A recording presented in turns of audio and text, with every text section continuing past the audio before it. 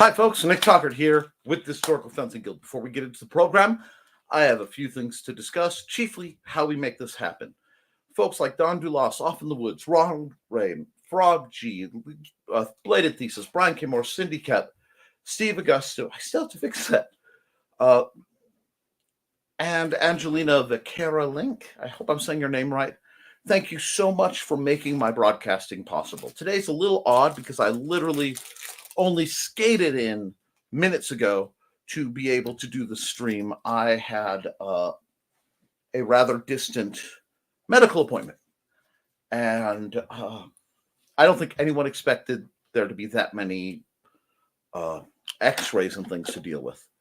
So it both took a lot out of me and has taken a lot of my time. So I apologize coming in a little spicy. We are also made possible by sales of the Simple Sword, the Fighting Axe, and the Simple Spear, all part of my ongoing series of Western martial arts manuals designed to help you go from having never handled a sword to teaching the art to others. Now, as always, we have to thank our good friends over at the Independent Creator Directory. That's IndieCD.org. Oh, that's how you financially thank them. Where did it go?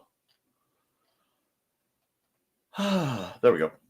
That's IndieCD.org. If you use this link combined with this secret code podcast 1, you can get your lifetime membership for half off for the first 100 people who sign up, and those numbers are going rather quickly. Hi there, Thesis. So today we've got a lot on the plate. Forgive me if I'm a little scattered. I have some stuff going on, having just run in. Today may run a little short. As I said, I'm dealing with a good deal amount of pain from dealing with things. And we don't have a very large audience. No offense to Thesis and anyone who comes in. Most of my audience, the regulars, are enjoying HalloCon in Dalton, Georgia, as part of celebrating the upcoming Halloween festivals. And I hope everyone has a great time with that. As is tradition, usually around this time of year, I do get into monster fighting as a tongue-in-cheek. That's because, Sarah, hi. This is my other channel. I have 2 YouTube channels. You normally find me on at Nicholas Talkert. The Historical Fencing Guild channel stuff is kept completely separate on its own channel at the Historical Fencing Guild. So that's how you would follow me there. You are fine following me anywhere on. Yes, it is one of the a few times that so many of the Nevermorians from my morning show on my other channel are in that one area. It's really cool. I envy all of them. They are having a blast, and I'm here for it. Hello, Kitty. I hope you're having a lovely evening, too. Now, I want to talk going into today's chatting about the axe a bit. This is the time of year where people ask where, what monster fighting, etc. I'm going to say the axe is a great choice, but a great axe is a misnomer in that something people don't understand. When they think great axe. Oh, Kitty, I have absolute love for the rope dart. I just don't have current skill in it. And this is where I get to do something that you almost only see on shows. Oh, we don't need podcast 1 anymore.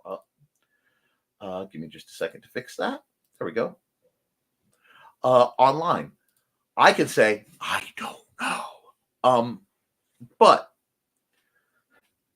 we basically need to get you on to do a full discussion about the rope dart, its applications and uses. I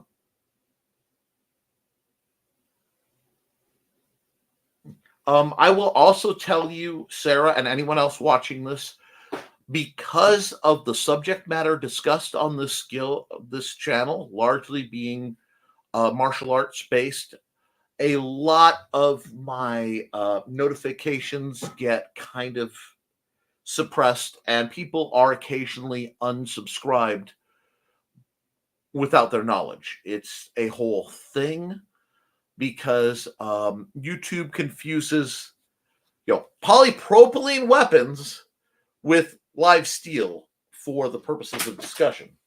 Now, this is a polypropylene axe that I got. I want to say this is another Wu Jiao, but I can't find the funky maker's mark. And I got this as a gift.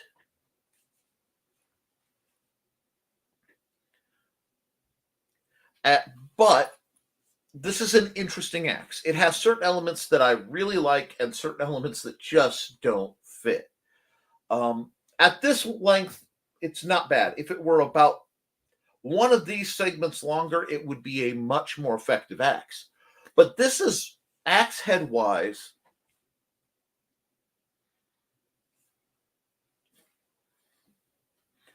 Axe head wise, it was. This is about as big. Now, you may have a longer beard where it's shaped and coming down, but again, not a lot longer. When you see the fantasy depictions of a great axe, ironically, the handles are usually too short and the axe heads are far too large because it becomes a matter of leverage. Oh, and yes, that is the same reason I have issue with my Nerf blasters. If I slip and call them by a different device term, throw it out the window. They won't. Not only will they not monetize it, they will squish it down. But I have to use proper terms for what we're doing here because it is historical research. Now, this is an axe that I bring out usually to say, don't buy this. This is really, really heavy. The point is really, really sharp relative to what we do. You could literally, with this trainer, do a great deal of harm. That being said, it from a visual standpoint, it is a wonderful, there goes the mouse, a wonderful explanation of the different ways to grip an axe. So we can talk a bit about that. Now, why am I talking about axes and monster fighting as we get into spooky season? The axe is a traditional weapon often brought to bear in your more originated folklore and legends. Because if you think about who was doing a lot of the monster hunt, look, I'm reverse gripping it for Johnny. It makes about that much sense. What an axe is a wonderful force multiplier. Because of the weight, the leverage, and the way one strikes with it, even one as short as this, you can generate a monstrous amount of force with little effort. Now, a great axe, and yes, this is obviously very cartoony, but it serves to show the purpose of this. A great axe looks much more like, actually, if we're being honest, a bigger version of this on maybe a 6-8 foot stick. Because what you want when you think about force is you want to be able to take as much force and condense it on as small a target as possible. Therefore, two ways to get something to hit harder. Make it heavier or make it faster. Well, 3, if you're really smart, and you make the target area smaller. So this is how you're going to get a lot of force. Most axes would not have the spur, and the reason they would not have the spur is the nature in which an axe is forged. Oh, I thought that was muted. One moment. Most axes are forged. Let me do that and that, so we don't have audio. In a, you know what? Give me a second, and I can draw it for you. In a fashion where it is a single piece of metal that is then bent around the eye of the axe. So let's go here. Let me get new. We'll use the basic one, and I will just bring this up.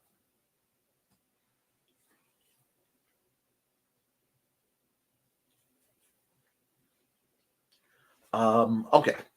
Sorry. And I am sorry if I freeze.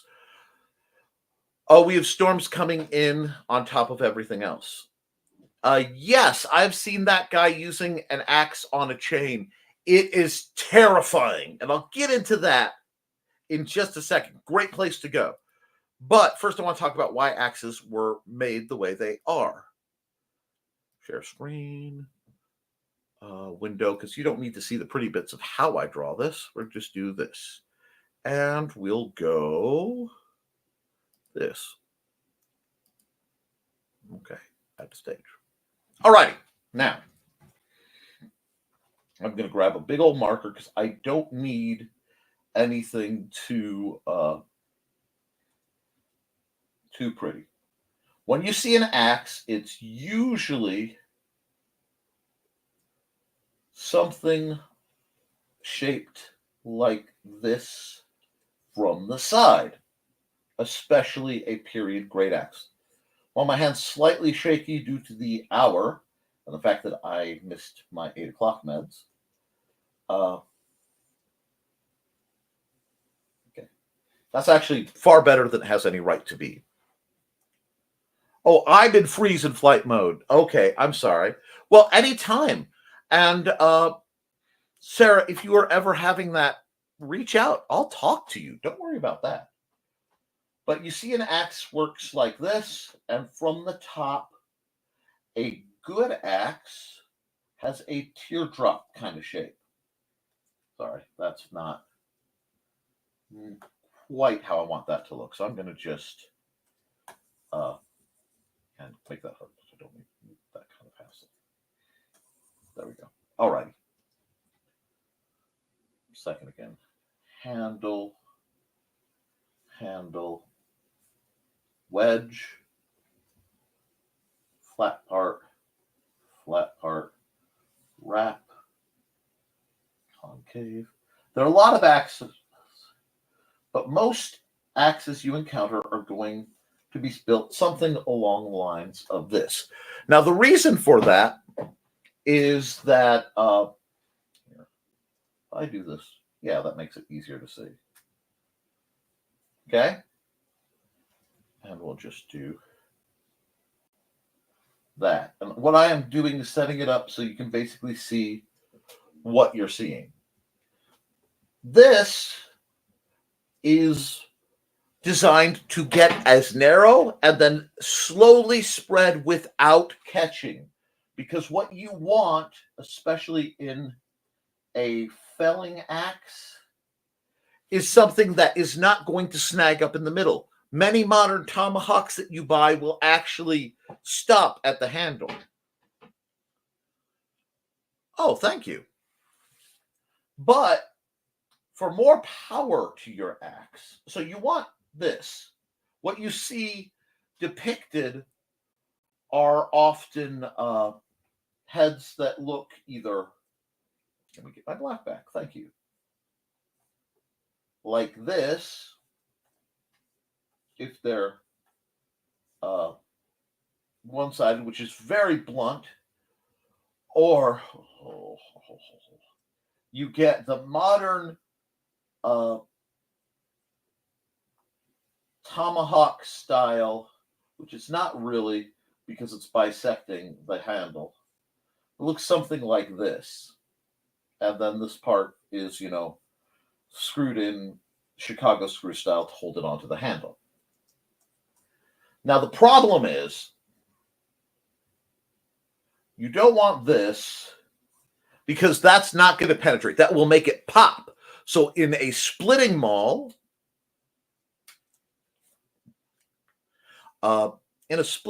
that's going to give you a lot of force to break the wood piece open without getting over penetration.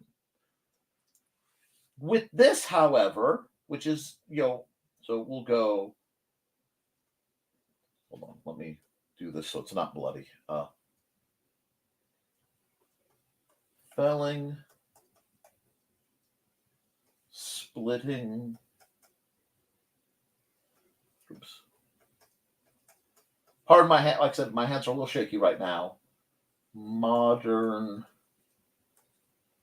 fighting.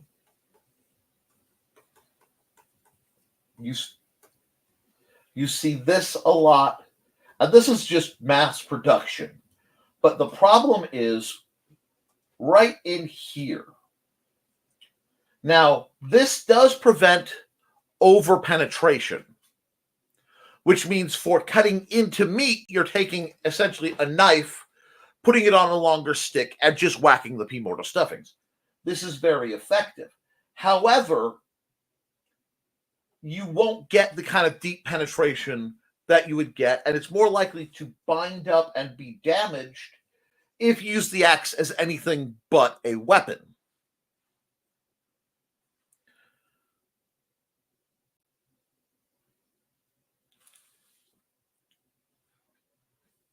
So what we have, because if you look at, I'm going to draw the force lines. See how much wider that angle is with that? And then you just end up with this little thing, but then it stops. So it's a very strange situation. Now, when you think of a battle axe in fantasy, you often see the double-bladed, hold on.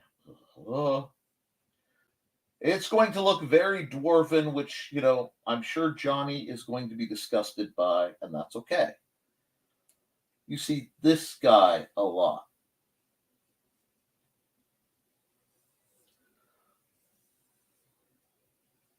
Now, the problem with this is if this is about 4 foot long overall, I'll grab the white, sorry. This is a heavy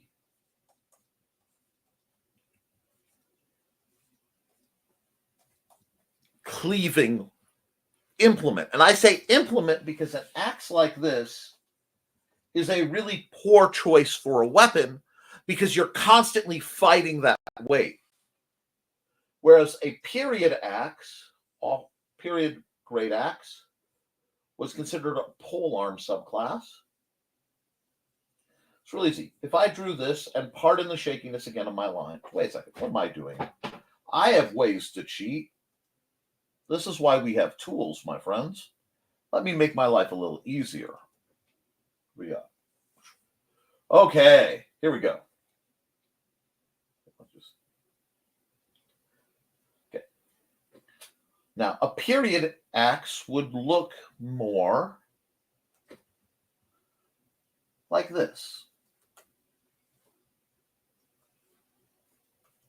And oftentimes it had this kind of spur to the front. That is not me actually making a mistake in the design. That is a puncturing point. So you'll see the axe is meant so that the sweet spot right here cleaves in. Okay? Now the trick is you get a lot of speed from this device because of the leverage. So if your hand is here and here, here, let's do it like this. Your hands are here and here. And this hand is going that way. This hand is essentially going that way. So it is this motion. Very simple. Oh, let me go ahead. Very simple motion. And I gave a spoiler for my problem with the chain axe. This kind of thing. When the axe is 5 feet long, that axe head, to keep the top in line with the bottom as a single solid unit, is going very, very fast. So this mass is moving incredibly quickly. It's edged to a point. This is a devastating weapon. But the downside to that is redirecting it.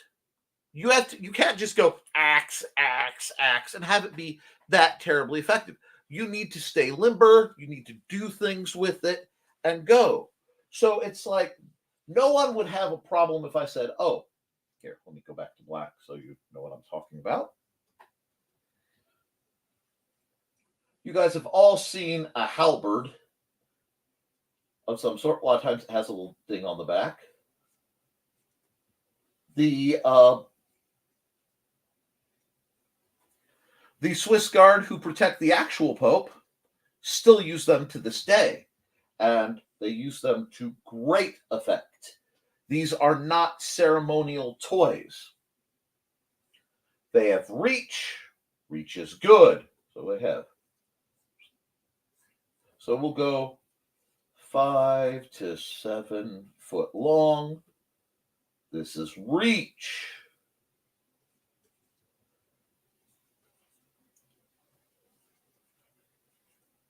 A deep cut, deep thrust.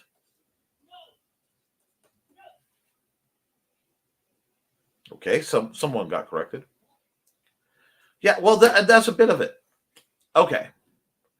Actually, a double-bitted axe, that's the problem with it.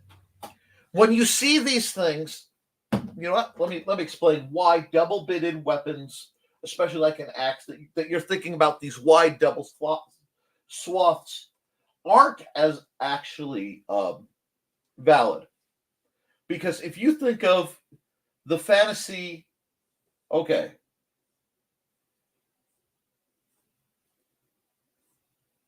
Here is our circle guy dwarf, right? Oh, wait, here. Give him a beard so you know he's a dwarf. If he is hacking, I want to switch colors, in a path with his axe that goes like this. So we're not going to worry about his arms or how he's doing it, but he's got his axe going back and forth, right? In the aforementioned throng of enemies, that is fine if he is by himself. Okay? Oh, no. It's not no room for momentum. The problem is, this is just driving me nuts. There we go. Now we have enough dwarf to dwarf. He's kind of a Rayman dwarf, but we'll work on it. It's okay. It is late in the day, and my nerves are firing off. If he's by himself, okay, so we're going to get two scenarios. Okay. And again, excuse the shakiness. Yes, and the possibility of hitting his own people. If he's hacking this is our dwarf, here's his beard. Here's his arc of attack.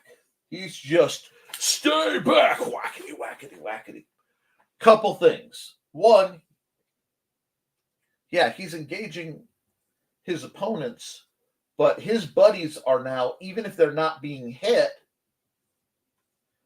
they're being threatened so that it might tangle their weapons. That's not something you want. The other thing is, when you hit something with an axe, there is a tremendous amount of recoil. So if I'm splitting wood, oh, hi. Oh, their SIG SG 550s are definitely locked. Absolutely, Rex. I didn't see you come in. But whenever you have a back of a weapon like this, you run the risk of gigging yourself. Because if you hit a very stout piece of wood, like, oak, dense old woods, mahogany, something with some weight to it. You're going to cleave into it, right? And it's going to often bounce right back. There's a lot of bounce that comes back after the impact. That's why you don't drive an axe down. What do I mean? Hold on. I need a little bit more room here. Hi. When you're using an axe, you hit, you let the flow, and you understand that it's going to, just thought Mr. T for T-Rex. Dear Lord, I just made myself cringe. It happens. It can bounce back, and unexpectedly. So you don't want a point coming at you that extends further than you can catch. Now, there were double-bladed axes. Those are felling axes, and the idea is you have to remember that sharpness is a resource when you are in a survival situation, when you are a lumberjack, when you're falling. You don't want to stop and sharpen your axe when it dulls. So many times what you would see with a double bit axe is hit, flip, hit, flip, hit, flip, and that way you're prolonging the sharpness. Or you can save the sharpness, especially if you're doing it by yourself. Do a lot of the big chopping with one end, and when you need to do the limbing to cut off the smaller pieces, and that sometimes needs a very sharp axe to come against the grain of the tree, so downward into the hooks to get the branches to come off, and you're chopping down, you want that to be sharp. So it lets you reserve it.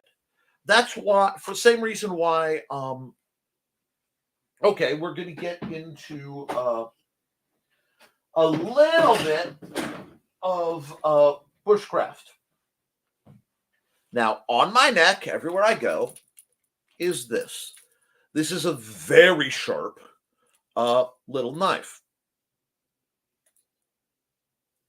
There's several weapons that can twist and discharge. Double-sided, yeah. If I'm in a survival situation, I would have a very sharp knife like this on my neck, and then I would have a larger, I don't want to say more blunt, but I'm not preserving the extreme sharpness, work knife on my belt. Okay? So I would be wearing this and then up on my neck and use this for fine carving details, maybe food prep where I don't want to risk the sharpness, meticulous things, skinning, things like that.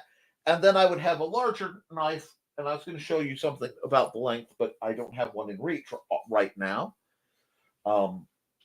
that you would use to do the more blunt knife work. Maybe you're batoning with it. There are a lot of options.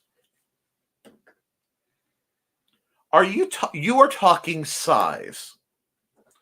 And I have some. Hold on. What you are talking about, my dear Sarah, probably is a weapon that looks, hold on. Let me get this back here. Like this.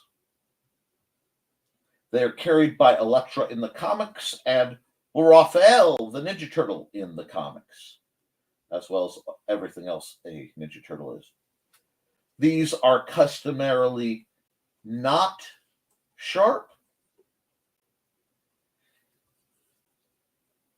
They are very, very pointy. And they do catch things very well. Oh, it's my pleasure. Yes, Elektra. The problem with that is you'll see tridents and assorted fork-like items rigged up on the end of poles. So as pole arms, designed to, if not disarm fully, And what that will often do is somebody with something like this would catch, okay, so you have a pole arm. It could be, we'll just make it a very cheesy partisan, a spear. And I'm deliberately not drawing this complex. Person A, possibly even from the back row, so you have front row, front rank, second rank, shield, and we'll give them an axe because we've been talking about axes. And again, we're keeping everything super simple. They may reach out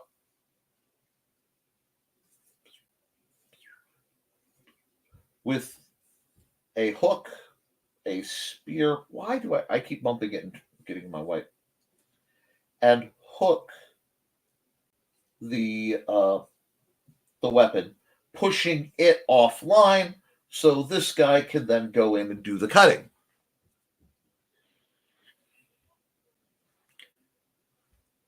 And yes, get their trajectory off kilter. Using a side can be used as a disarm. Believe it or not, something very similar to a sai, and I am going to mispronounce it, was very commonly used by the police in Japan. And it's basically a baton with one little catch, and it's spelled Jite, I think. G. Let's see. So that would be. Yeah, my Japanese is rusty, so yeah, Jite. But it has a weapon catch here, but this again is just a round rod. Why? Because weapons like that aren't meant for warfare. Weapons, especially like this guy right here, are meant for the police. And yes, you wouldn't try to catch the axe head. You want to catch behind the handle, just like disarms. If at all possible, you want to get a hold of the handle or the hand wielding it, not the weapon, the bladed nasty bit of the weapon.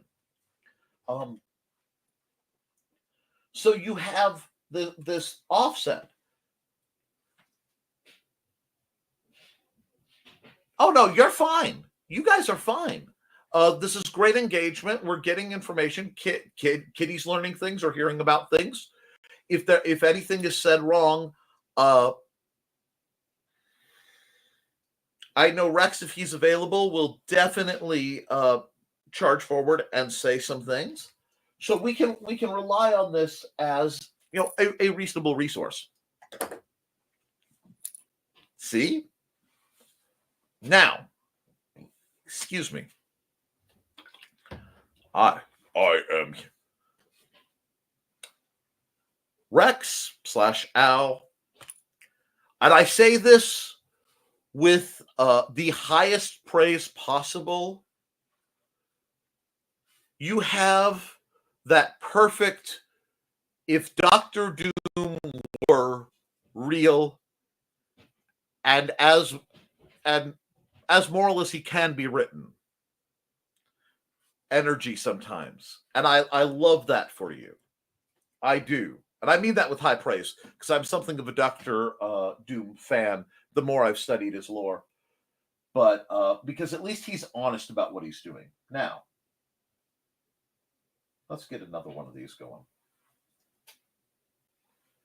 So, why were axes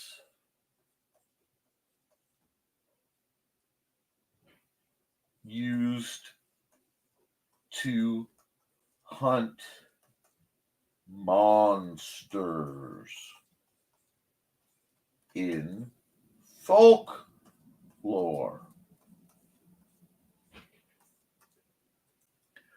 I'll tell you why. Yes. And we could get into that. You see, no. Dr. Doom did nothing wrong. Furthermore, I see Black Panther as a wannabe Dr. Doom. That's one of my spicy takes. People can come at me about that. But yeah, the difference is Dr. Doom is actually competent. Anyway, I want you guys to think. Old Frankenstein has been running amok. You know, the angry mob is coming. What do you see in the angry mob? Let's go through the list. Torches. Why? Dark, bad. Fire, good. Right? Yeah. Fire, good. Yes. Pitchforks.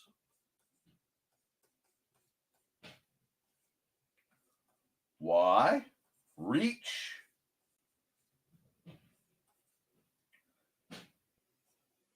And restraint.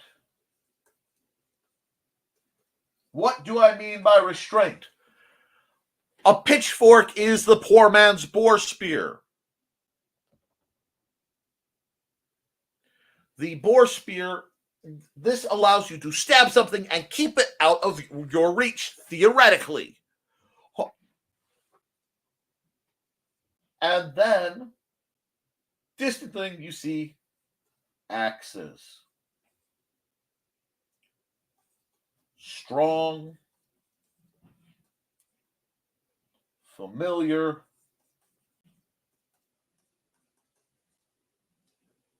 and all of these guys are available. Typo permitted if I misspelled it. I love to misspell that word. What do I mean? Guys, we have to start thinking practically when we start looking at the historical analysis of the application of weapons. It doesn't matter if pick a sword, any sword, becomes the best sword in the world. If the people don't have access to it, they can't use it, so it becomes largely irrelevant. It is rare that your major monster sighting things happen in major pacified areas. They do.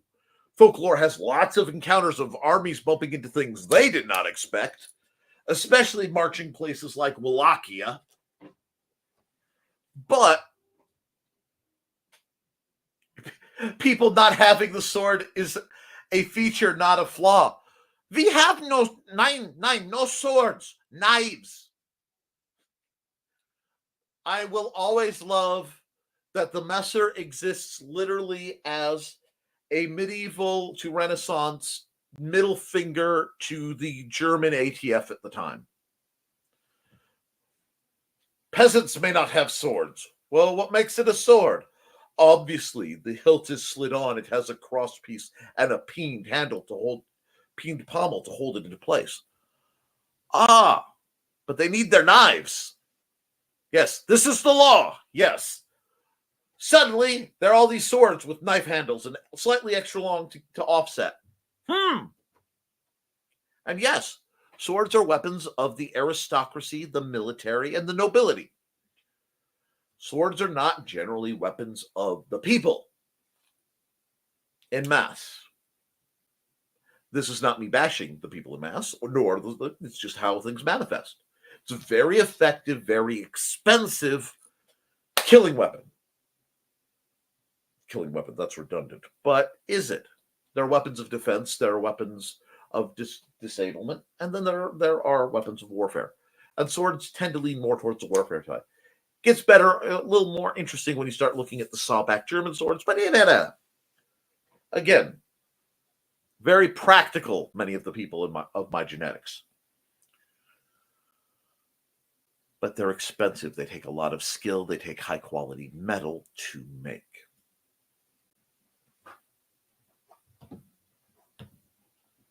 We are going to skip over the Japanese pot metal that they try to say is special, when really it's just garbage metal that has lots of impurities. That's why they had to learn to fold it so many times to get the garbage impurities out to get a processed enough steel to work.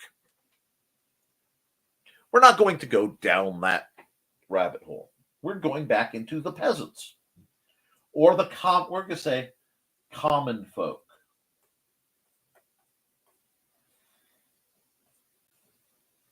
I butchered that. Monsters rarely are a problem for people who have their own sitting military. And let me go back to where you can see what I'm writing. Let me go down here, make it a little bigger. Until recent years, to run a parallel with modern defensive weapons in the United States, you would see the classic hunting rifle,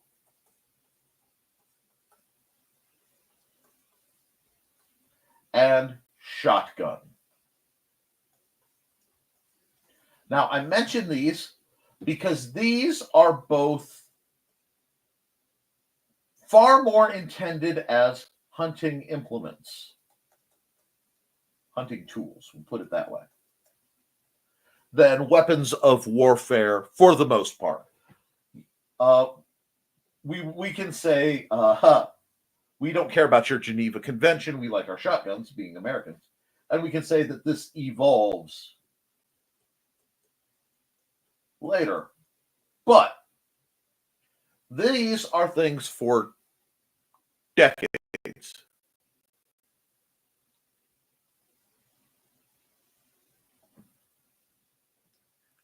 Weapons of warfare, like a 1911 pistol.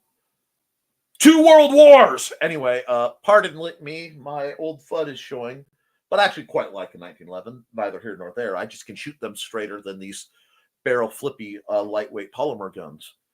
But I know where you're going with this, sir. Not speaking ill of them. I am simply using this as a parallel of availability.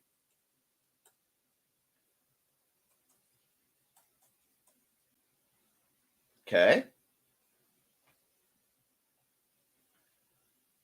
Then, and see, I will put this over here. I won't talk about it, but that's basically the process. And we are leaving handguns out of it because they get too delightfully interesting. But then they had bows, often with restrictions. Many countries, especially outside of England, limited the kinds of bows people could have. Common people could only have bows that were relatively lightweight, often referred to as birding bows, so that they could hunt for themselves where it was legal and hunt what they were allowed to do. But many times not to hunt deer, because deer belong to the nobility. Usually. It gets weird. I'm going to put knives over here because knives are good. Knives are always good. We like knives. But then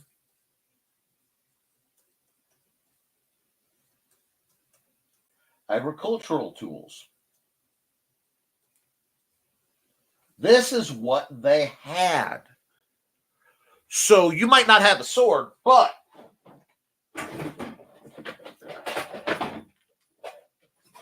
probably had something like this. You probably had a sickle.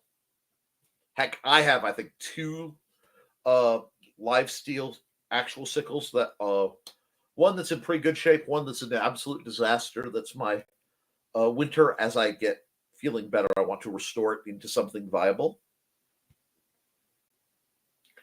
So they had these, but these are still relatively short weapons. Okay, it's close range. If something is going bump in the woods and you don't know what it is, you want long range. Now, spears happen. spears, axes, and pitchforks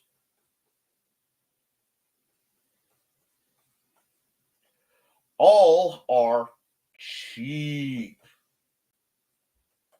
They are cheap to make and simple to use. So that is what people carried. The other thing becomes an encounter thing. Very often, when you hear the story of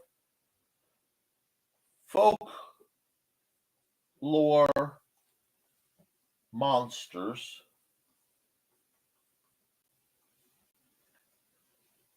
live most commonly in the woods.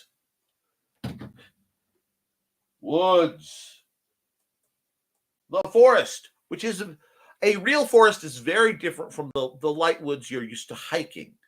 A vibrant, living forest wants to kill you and everything else. They are naturally aggressive. Hi, Dusty.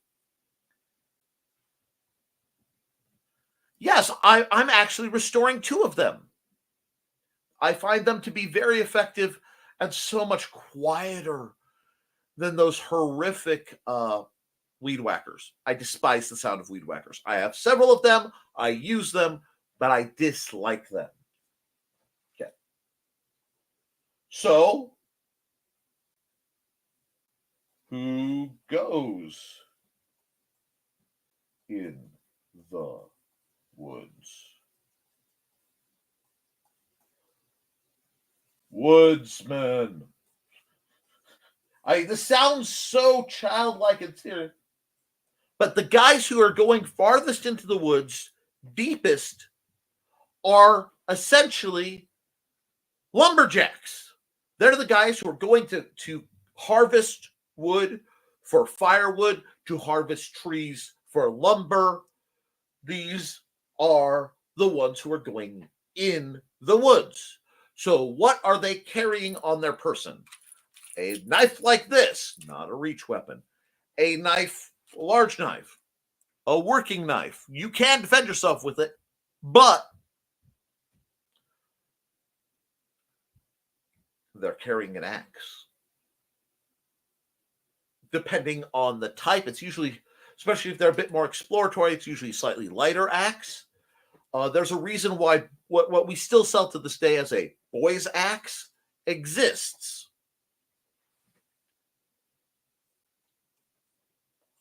In hand. Now, would it be better to fight a monster? Hey, you're fine, Cindy. Welcome to the show. With something like a partisan or a halberd or, an S-talk, depending on the beastie. Certainly a boar spear. Yes, if you have one. But what they have in hand is an axe. And not just an axe, a tool purposed axe. Now, there are some exceptions. And yes, something called an archer's axe. And that's one of them. Was it something? Yes. What you'll see, our S-talk is best talk, yes. Now, I will say, because Al is in the chat, I will say I am not neglecting the shovel as a weapon. There are certain types of guardsmen who would be very annoyed with me if I did. But I'm not neglecting it. I'm just not focusing on it conceptually right now. That was something people carried. You had either light hand axes. Again, something. That's right. The Emperor protects. Like this little guy, a bit bigger. This design became very popular. They still use it. A tomahawk is a formidable axe. I quite like them. Oh, that one's easy. A axe to grind is, I have enough of a problem. I'm sharpening my axe before I discuss it with someone. And yes, you can get a special edition of my books, which I will be doing through Syndicate. And we're going to set up, there's a whole system as a tier for her book where you'll get signed copies of my book, my books actually, and she's ordering the polypropylene rapiers like I've talked about before and giving a remote lesson on it. I think that's wonderful. And yes, the tomahawks that are used in Afghanistan now, some of them are better than others, but yes, absolutely. It's the same basic tool. It's worked for, I don't know,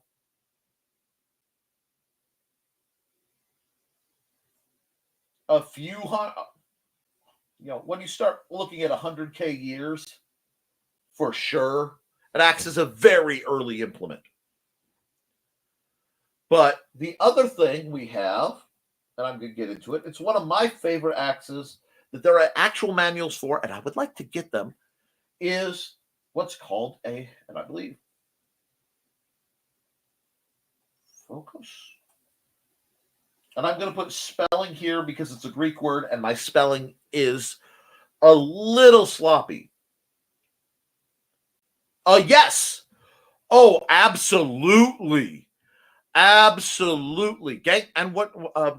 Gangsters were still using axes. Although axes, as far as the 1920s and 30s, although during the Prohibition, axes tended to actually be related to the law, as they were used to break the barrels of illicit alcohol. Delightful. But the focus is one of my favorite things because it is essentially a walking cane with a little bearded axe at the top. Boop. Why? I forgot. I have a wonderful line tool. And it is just about a hatchet-sized axe with a bit of beard at the top. It's long enough you can, many times it was actually cane length, where you could grab it and use it as a cane, and then if something threatened your flock, well, then it's time for the axe to go whack. And yes, axe gangs are literally a thing. Odzie's copper, yes, yes. This style of axe was also totally, one of those independent, parallel, and excuse my dyslexia, evolution.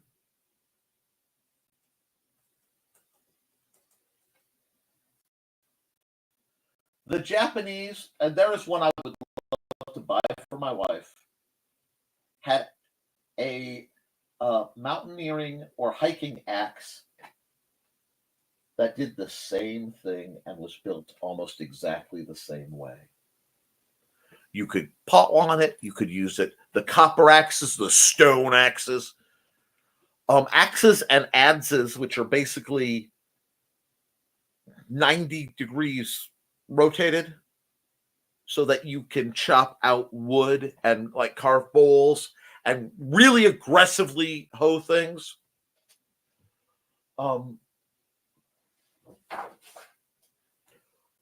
Whoops, I don't need that. Greece. Japan.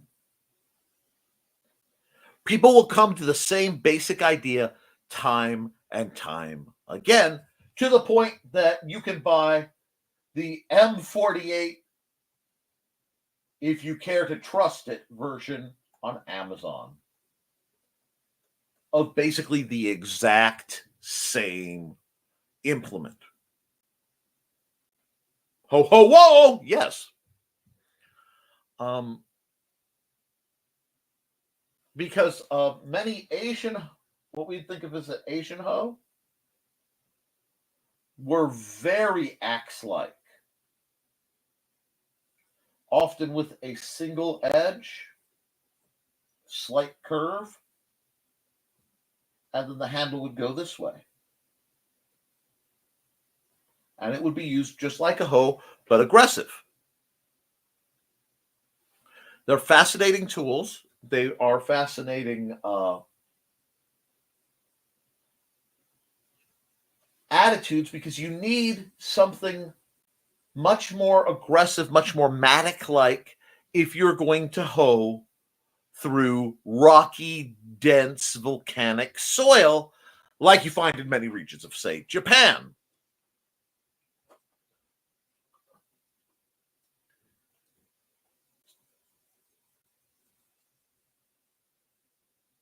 So this is why the axe is traditionally one of the great monster hunting weapons. And this is without going into battle axes as heavily that, the Vikings, who have many exploits of combating the supernatural using their axes,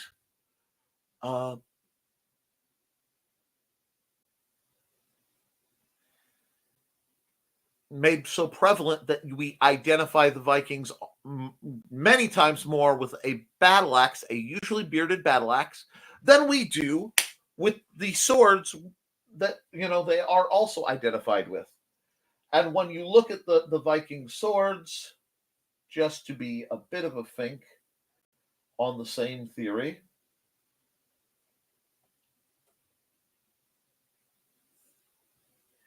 you often get something that looks like this.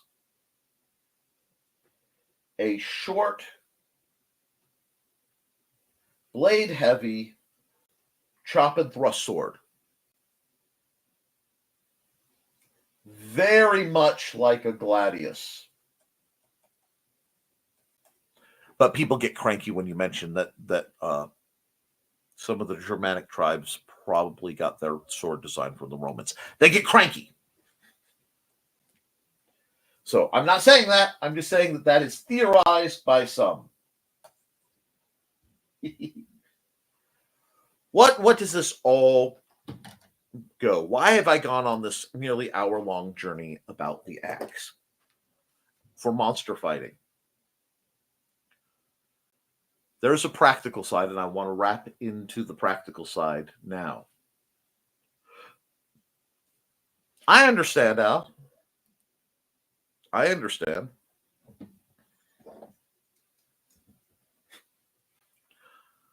The reason is this. Throughout history, non-military individuals, so not soldiers, who had to defend themselves, had to defend themselves with what they had on hand.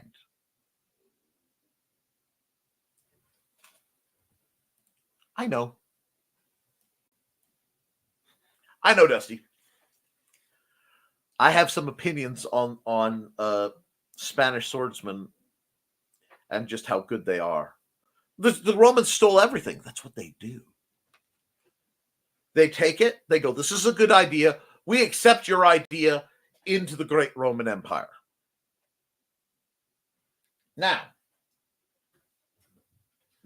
why do I say this? I know people who want to train with simulators and things for different styles of combat that they in no way have access to. And while it can be done for recreation, I do sword fighting. I understand the recreation side of this. Perhaps if you were doing it for more practical with more modern implements, instead of worrying about training with, and dreaming to pursue things that you may not have access to, figure out what's the most common set of tools implements and indeed defensive weapons that are available to you in your area, either through your own purchase and owning or your own acquisition through however you do so, and train with the tools you're most likely to have. Because that's, hello, Grant, that is where the monsters fight. Oh, you're fine, Sarah. There's so much to be discussed and expounded on both these topics. But poor Grant came in right as I am going to wrap up because I am hitting the line where I need to eat something and I need to take some medicine that I delayed an hour because of this broadcast. So, guys, thank you for coming out. Grant, throw your links. I really wish my friend Michael Odin had been here. What I really need to do is get this is just an hour-long thing, and I need my meds. But I want to get Al and Michael Odin in the same place to discuss some good things. No, you didn't, Grant. Trust me, anyone as dedicated to cryptids as you are is somebody who's all right in my book. But guys, thank you for coming out to the show. I have some new equipment that I will be able to use soon to make a different type of broadcasts. I'm really looking forward to it. Oh no, you didn't. No one got the jitters. Everything's fine. And yeah, I want to get you to because you will really enjoy it. Michael Odin is the insane history nut who did SPQR's Bizarre Adventure as a comic, detailing Julius Caesar's, I believe, rise, if it were written as a JoJo's Bizarre Adventure. And I think he's doing a sequel about Hannibal. But right now he's working on his Not Spider-Man edition comic. That being said, guys, keep drawing, sorry, that's wrong. And that's the wrong sign off. Keep your guard up, do your drills. Yes, Julius, he does. He completely does. Keep your guard up. Do your drills. Be kind to yourself and each other. And as always, friends, thank you for supporting your local Swordmaster. I will be back next week and hopefully very soon doing pre-recorded materials because the temperature has dropped. I'm getting some things done. And depending on how these rather epic health battles I've been dealing with behind the scene go, it could get real awesome. And if I can't, I'll use similar tools to give you almost a POV when I do some crafting videos. So I'm looking forward to this. Stick around. Be sure to hit up the Patreon. Those who are patrons, if you have requests, ask me directly or ask me on Patreon, and I will discuss subjects of your desire on any of these live streams. Chat folks, thank you for chatting. If you missed the show and you want to be able to, you have more questions, hit me up in the chat. We can go from there. You can always look me up on IndieCD.org/about Nicholas Talker for more information on me. If you want to learn how to sword fight and don't know how yet, my book is great. And I know the world's a little spooky now. I'll probably be doing a revisitation on basic line tactics and shield walls. So if you're wondering how those work and how that still may overlap with modern riot control, we may discuss that next week unless something else comes up more pressing or interesting. Actually, yes, next week I will be at LodgeCon.